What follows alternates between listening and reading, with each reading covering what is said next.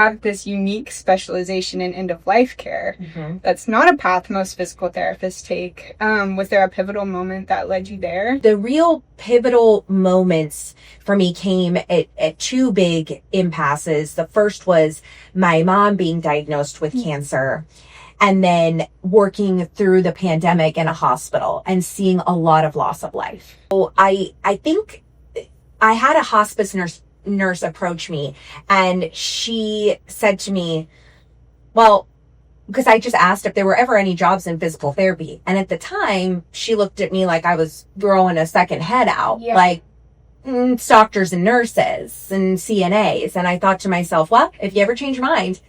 And then, years down the road, we see now hospice using physical therapy, occupational therapy, other allied healthcare professionals. And so it doesn't seem that, out of the ordinary now. In addition to your work with people at the end of their life, you also own Rise Pilates Studio. On the surface, those appear to be kind of vastly different paths. What's the common thread? What drew you to both of those? So Pilates is a healing modality for me. And I have worked with clients in the hospital that maybe they were going to pass inevitably, right? But we were doing some exercises rooted in Pilates, and it was helping them to have some core stability, to sit up, to talk with their loved ones. Yeah.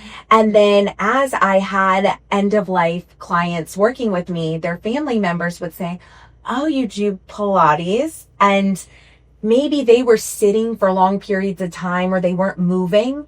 And so while their loved one was resting, we would do a little bit of Pilates. And so it made them feel better. So it's interesting because movement to me is medicine in whatever form it is. Whether you're moving somebody or you're moving yourself, it was just this really beautiful thing to be able to provide that for people. Somebody the other day introduced me to somebody, and they said, oh, this is Emily. She's a Pilates guru and a hospice PT.